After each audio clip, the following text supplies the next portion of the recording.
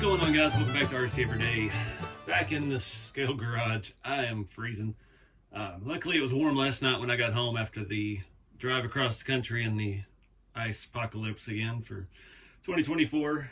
The South was getting some more ice. I got a little bit of ice through Missouri. Tried to stay away from Tennessee because, yeah, they got a lot of snow and it was a mess. But got home last night. Luckily it was like 55 and felt amazing after being below freezing all week. And got the truck unloaded, got all settled in, got orders packed and shipped those off this morning. So I appreciate everybody that bought stuff this week while I was delayed because of the weather. Got everything out as fast as I could. So we're going to pick up where we left off. You see Bob's got a new chair over there. Thanks to my buddy Bob. When I was out at Juicebox Hobbies in Whitley City, Kentucky, he brought me some little scale things, and one of them was this beautiful resin printed toilet with an actual hole that goes from the bowl, snakes through it, and goes down into the base. Lid and the seat both flip up. This is too cool. Call it the Pittsburgh Potty.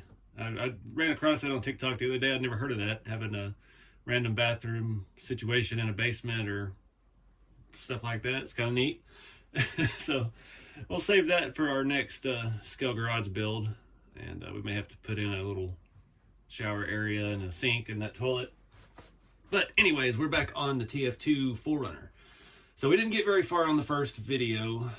We swapped the body on, we widened the wheel arches a little bit, figured out some of the stuff going on with the front suspension. It was off a little bit. It just the shackle reverse mount had moved because it didn't have all the screws in it. That A&M garage kit moves the shackle and hanger around on it. But we got everything. We swapped the grills over, got the new lenses on the old grill so we didn't have to cut the new one up to fit around our worn winch. And yeah, that's about it. I was really hoping to work on this at Juicebox Hobbies, but it's just hard. Big open space, the audio would have been terrible, and there was just a lot of people in and out. And, you know, I don't want to interfere with the business at all. So, yeah, I didn't get but a couple videos made out there. But anyways, we're back at the shop. I've got some scale stuff in the back that came out of the other one. We'll look at placing some of that in there as well. I've got some different shocks for the rear. We're going to look at the rear suspension setup. It's not getting quite the travel it needs. And we're going to look at the tire and wheel situation. So I mentioned it in the other video. These tires, I don't know if these off-brand wheels, the beadlock ring's not wide enough for this super soft compound tire. It seems like we're running across that a lot lately with these really soft tires. I've got these here. These are the IROC Super Swamper RC4wd drives, the 155 with the Boom Racing wheels, and they're having the same problem. These came on my new Blazer I got from my buddy Austin, and we swapped that out to some general grabbers, and we've got that's going to be its own video. We've got a lot of work to do on that truck, but I'm starting to think maybe that's what it is. It's not an issue with the beadlock ring itself. It's the issue with the tire being too soft. You see this tire is kind of oblong. Problem is when you squeeze it, it lets the air out and then it holds the shape. So it's kind of square now from me squeezing it. These are kind of doing the same thing, not as bad. I don't know what kind of foams are in this. You can see how oblong it looks now. It'll come back slowly, but those definitely would be some you don't want to leave sitting on a rig. They will flat spot. These will flat spot badly. So we're going to look at some tires and wheels. I was going to swap these over. I picked these up on Black Friday from RC4wd Drive. These are what do they call these? OEM 6 lug stamped 155 beadlock.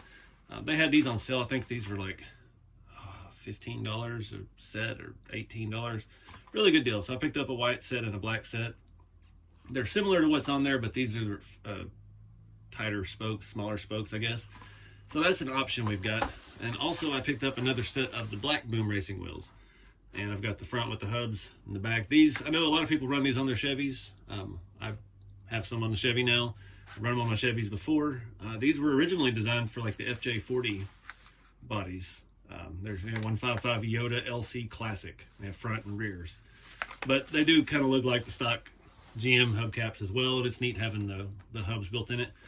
The pictures on the website made these look a little bit different. I don't know if they are. It may have just been they used the wrong stock photo for one of the pictures. It made it look like you could take the cap off and then just have lug nuts, which you may have been able to do. I've never wanted to take the cap off because that's part of the neat part about the wheel. So that's an option as well. An easiest option would be just to get these seated and run these. The silver, I kind of like the way it looks with the gold. It's kind of a contrast. but I do like the way the black looks with it as well. Those I think would look really nice. These would look pretty much just like what's on there. So we're gonna do that. Shocks, scale stuff. Let's go. All right, so I apologize again. I got heat going. I'm wearing multiple layers, so it might be a little background noise. My heater in the shop doesn't work below 40, and I didn't think about it last night. Left it on all night, but it, yeah, dropped well below 40, and it did not get above it today. So space heater it is. So you see this truck's got a Yoda 1 axle, and it's causing us some of the issue. The Yoda 1s only have one shock mount, which we really needed on the bottom more, but the TF2 has that piece up there where you can move the shock way inward and you get a lot more travel out of it, but you hit your leaf springs when you're mounted on the bottom. The Yoda 2 has those, and it has some on top that are a little more inboard.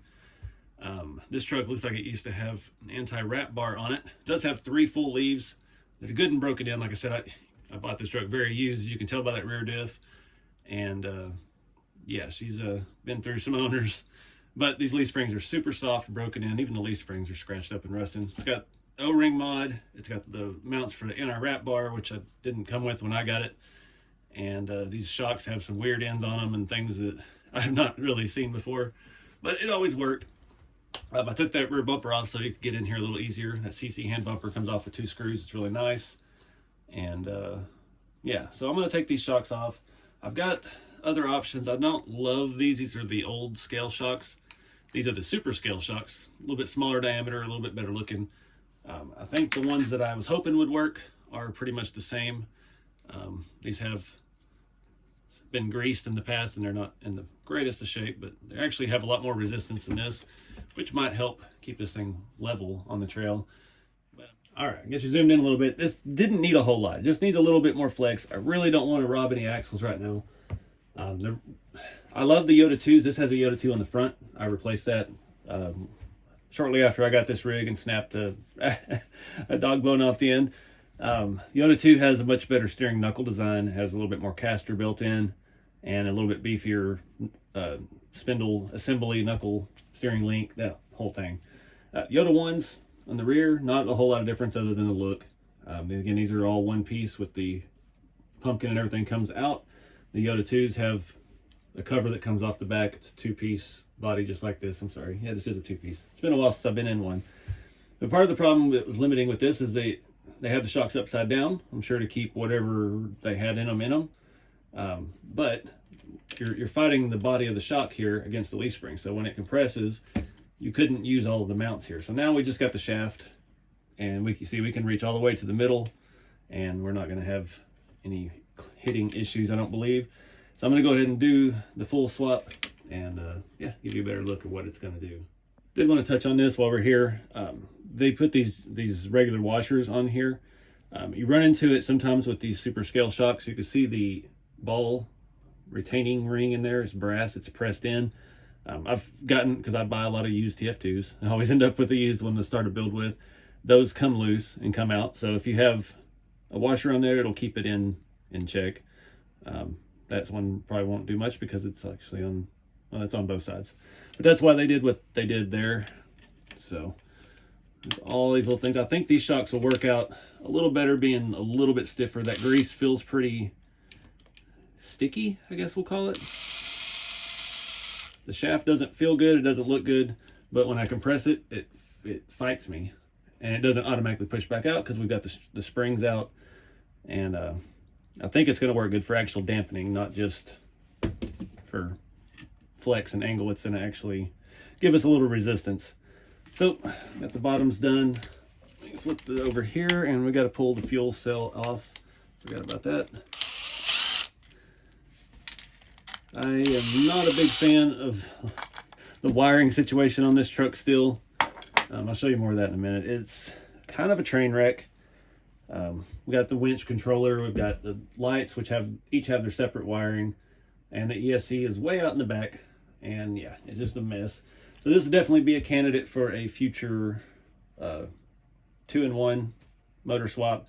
I'm reluctant to try the Spectrum one. I find that more places. I don't know, again, I'm not an electronics expert, but I know the Hobby Wing 2-in-1 Fusion Pro, the 23 or whatever kV is awesome in these things. So I don't know about the Spectrum ones. I don't know really if there's any difference or what, but I just come out and say it. Because of the issues I've had with my newer Spectrum radios, I'm a little hesitant to buy a Spectrum motor and ESC. So leave it at that. This one, it's got some scale bolts in it, and I think I've put them in because they're Loctited beyond. There we go. Heard that thing pop. All right. Get that old shock out of there. So now you can see this was on the outer thing. We're going to move it all the way to the middle. That's where I like to do them. See what this shock feels like. It feels pretty good still. I don't know what that end is from. Looks like something that had a small spring on it. But we'll run these with the stock RC4wd drive end. So moving those in is going to give us more up travel, which is what we're after here. Because we weren't quite getting into the fender.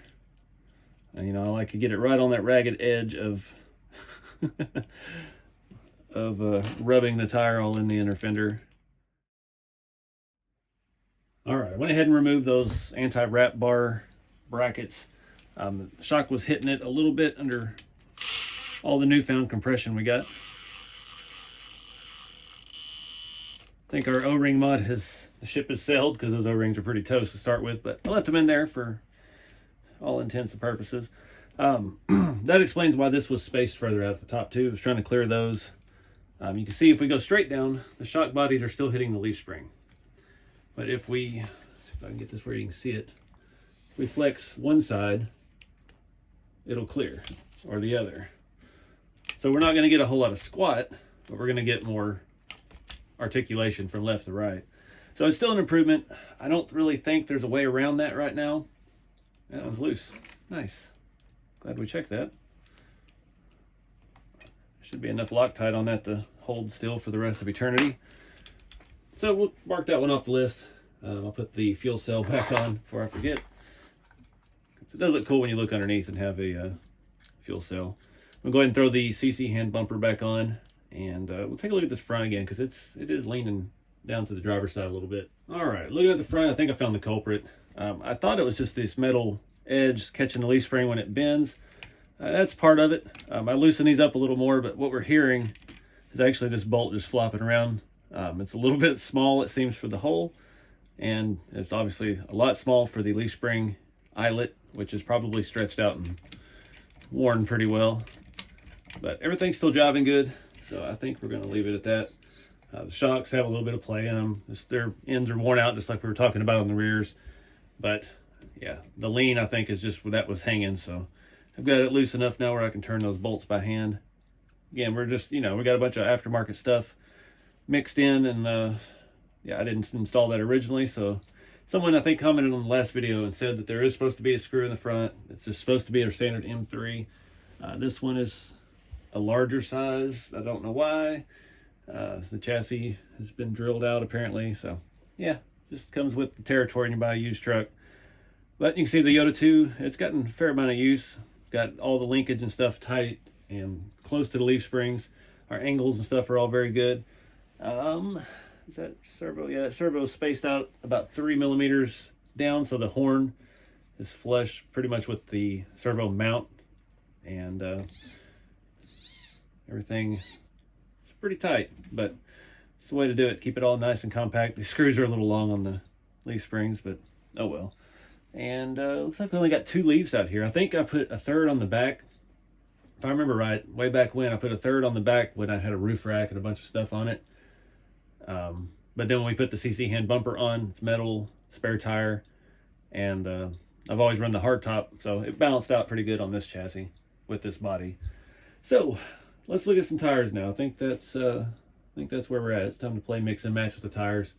I've got the adapter, the RC4wd drive hub on the front. It's got the little tool that locks into the cap, and the rears, unfortunately, are some old, what brand was that? Oh man, I'm drawing a blank. I got them on eBay. It was something out of China. Anyway, I've had them for 10 years probably. I don't have the tool for them anymore, so we just take those off with some pliers, and it takes a minute. So I'm going to strip all the tires off this thing, and we'll look at, well, I'll put the body on first. Let me make up my mind here. Get some of this stuff out the way. I'm going to put these on first, see how they look. I've got a tool for that out as well. And if that looks good, then we'll take those apart and check out the bead lock situation and hope we don't have to take them all apart. Well, since we're here, so on squat, we're not getting much. I forgot how much this weighs, but we're getting way more up travel. That's pretty good flex for a leaf spring truck. Not much I can do about that. Let me grab it. Oh man, I think that's the look. I'm classing up the joint a little bit. It's very retro looking, and the tire is a little narrower, and it doesn't make it look like it's sticking out so far. And I like the contrast of the silver and the bronze. The only issue I have with these, you can tell on that one a little bit. This looks silver. This has like a purple hue to it, almost a lavender look. Both the fronts are slightly different shades. I'm not sure if it's coming out at all on camera. This has like a green hue, this has like a purple hue. It can't just be regular silver.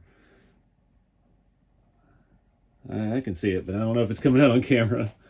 So this is one that's really out of shape. I'm going to strip this one apart and see what's going on with this bead lock situation.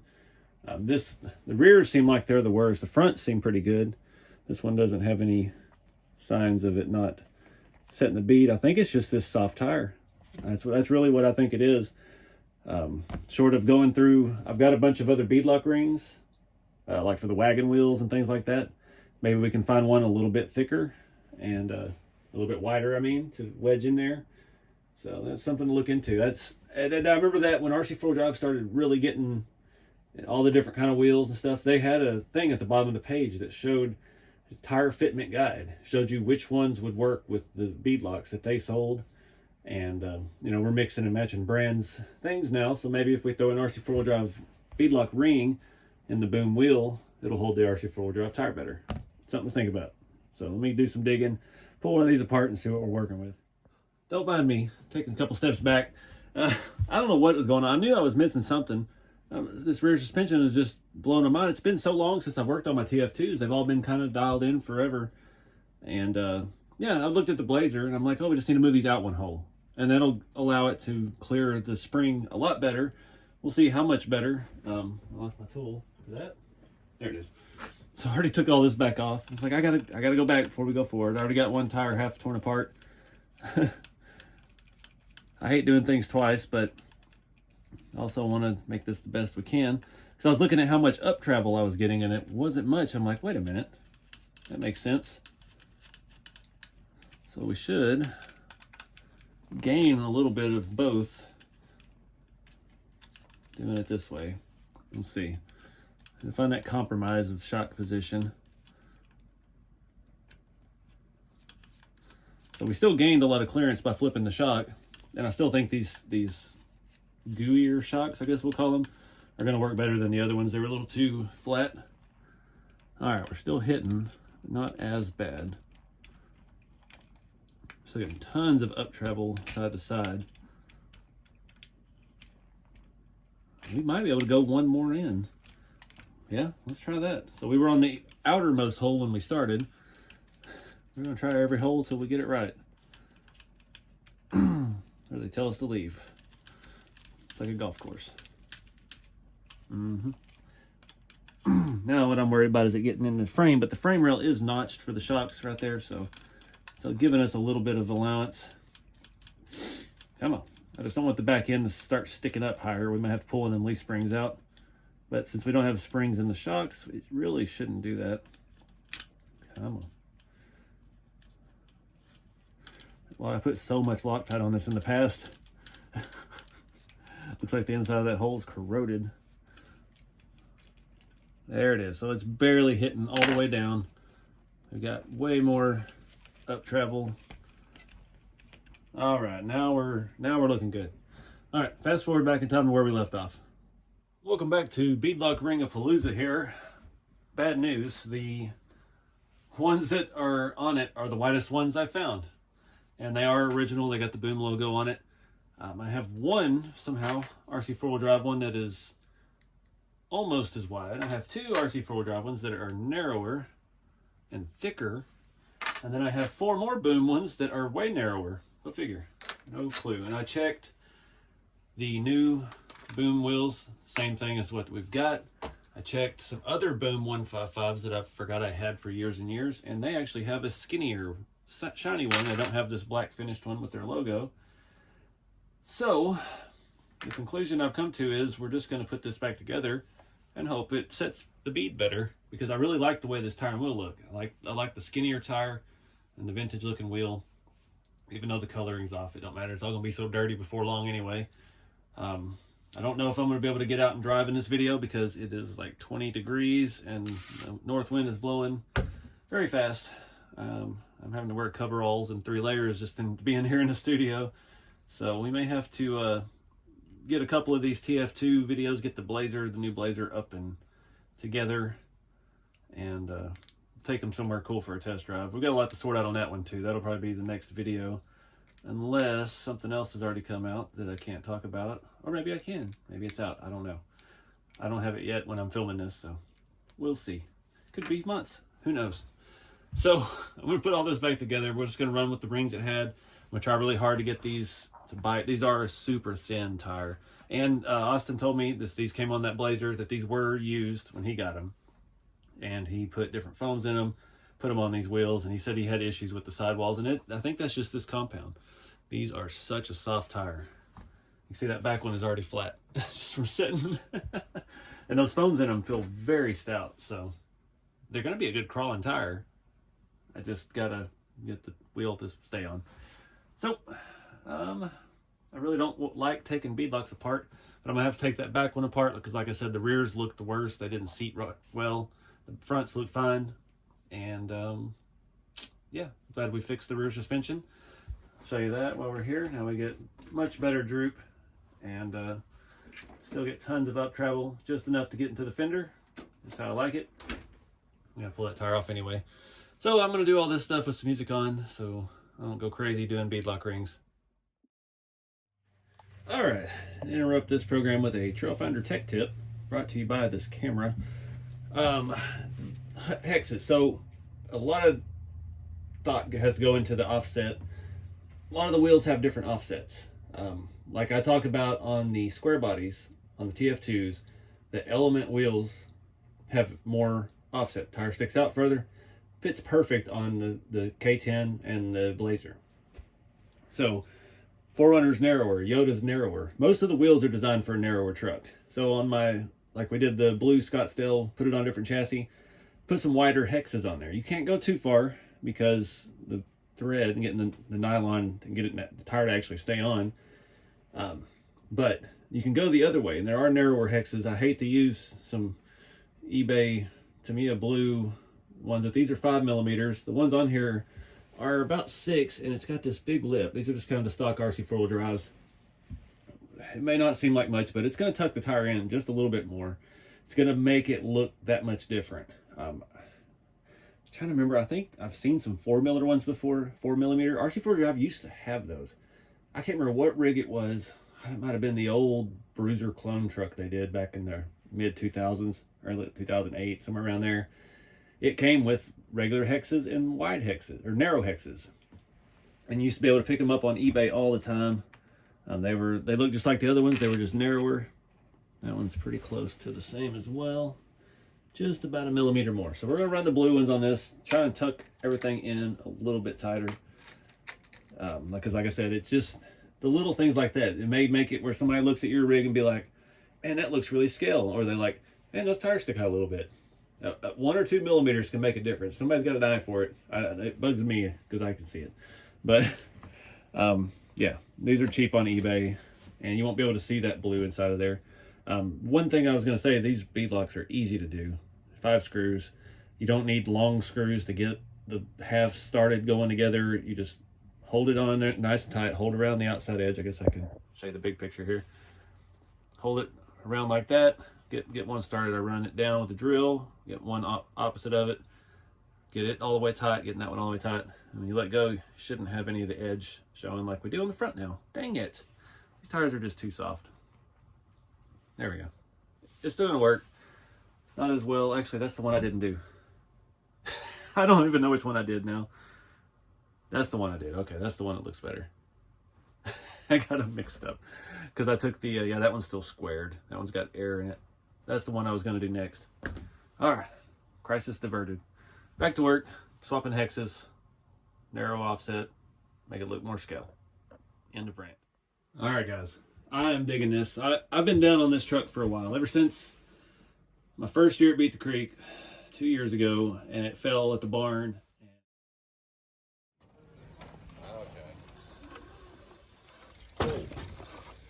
Teeter-totter, okay.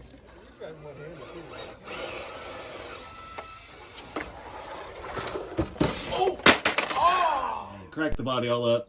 And it just, you know, that's a different kind of event. That's a little more crawling oriented. And I didn't have this truck set up right at all. I don't even remember what tires and wheels I had on it back then. But, yeah, I'm feeling pretty hyped about it. We got this rear suspension dialed in.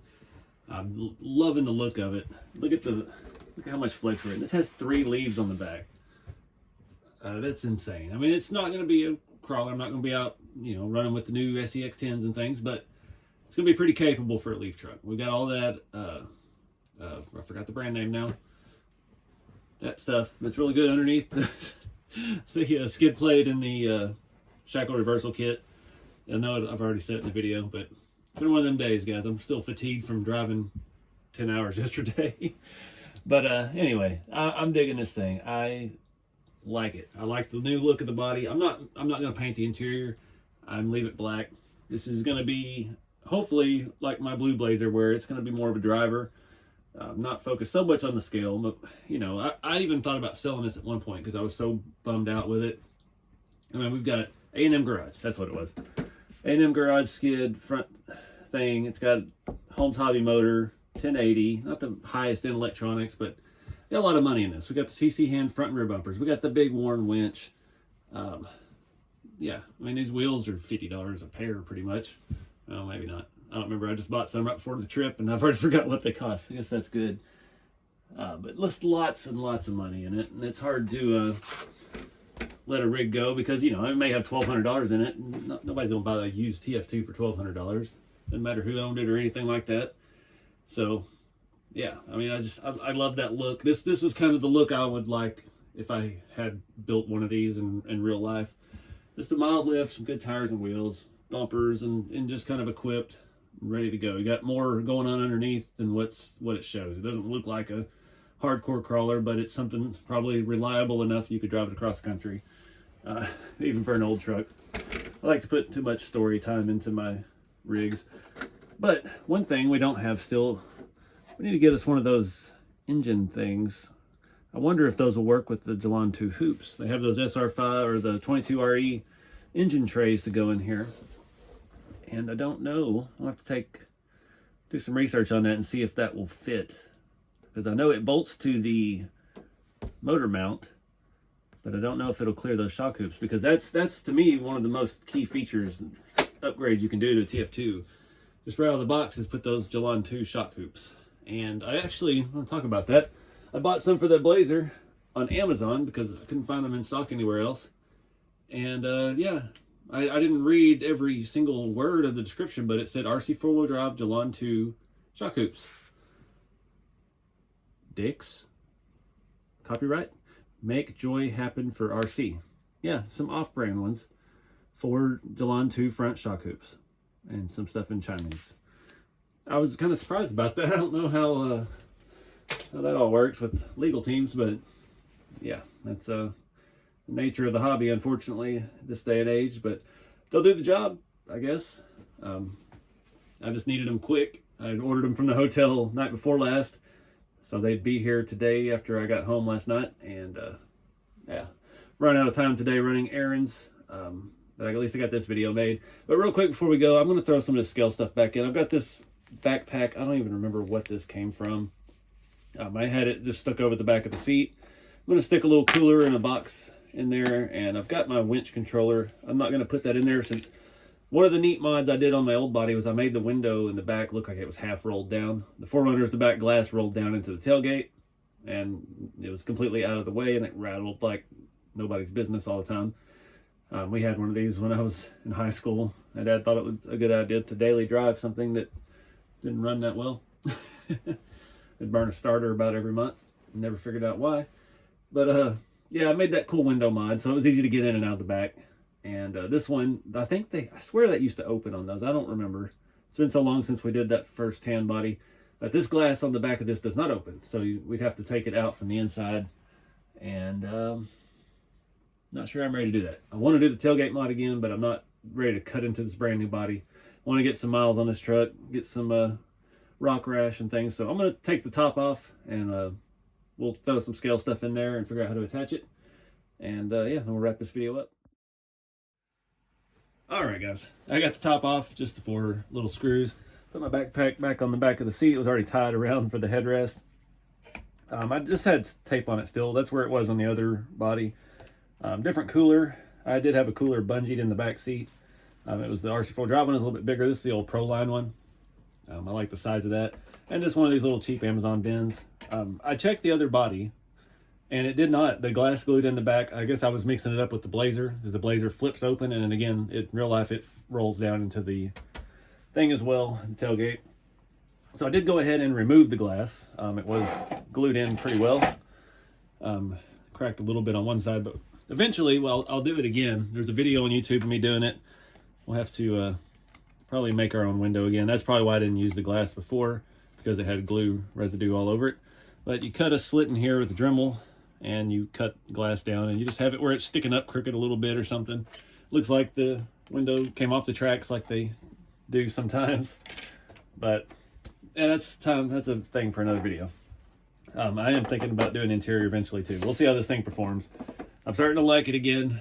I'm really jazzed about how it's sitting. So I'll put all these screws back in, and we'll wrap this video up. One thing I never put on the other body was the stock bumper. This one came with the mounts for it already attached. It actually helps keep the body centered on the chassis, because the CC hand bumper sits right outside of that. They're a little bit long. I could cut them down, but you can't really see it. And it helps keep the body from shifting side to side on the chassis. Happy accident there. I was pretty thrilled with that. Oh, I forgot it had a hood prop too. Nice. All right, guys, so that's going to wrap up this video. Part 2 of the 4Runner Revamp. Like I said, I've had this rig for a long time. The chassis has been around even longer, and it needs some love. So not sure where we'll do next. I've got to find somewhere good to crawl locally. That, you know, trail truck crawl, not comp crawl. It seems to be the majority of what's around everywhere, because that's what everybody gets around and does. So finding somewhere to scale crawl is a little more challenging, but we got to try it out before I go and drop more money on putting a Fusion Pro in it and cleaning up all the wiring, which definitely needs to happen. But not regretting my decision. I kind of lost interest after I got the body on after Thanksgiving. And I was like, man, I don't know what to do with this truck. It's about the time I agreed to buy the other Blazer. And I was like, oh, I've got so many TF2s, and boy, I'll tell you what, can't have too many TF2s. So I'm glad I'm getting a little Toyota action back going. Still got a lot of work to do on other TF2s. We still got to go through the whole new Blazer. The blue Blazer is pretty well done. Old red still needs some love. That poor truck. Still not happy with the tire foam situation. I'm not happy with how the body fits on there anymore. It's just worn out. I don't know what to do with it, if I should just retire it. I know I've talked about it before, and just gut it and put it on the shelf and have it for memories, but we'll figure out something. And yeah, we got some more projects coming. So anyways, guys, I appreciate y'all watching. Get out there and do something fun with the hobby. Get out there and do some scale stuff with the hobby. And yeah, we'll see y'all in the next video. Keep it scaled.